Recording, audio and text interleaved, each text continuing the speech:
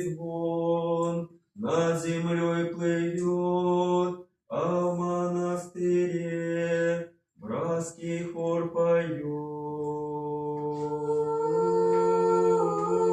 Господи, помилуй,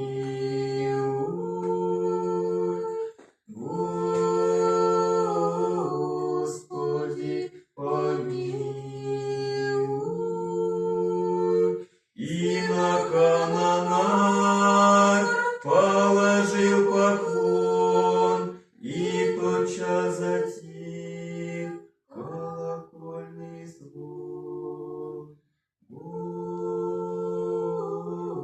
Господи, помилуй,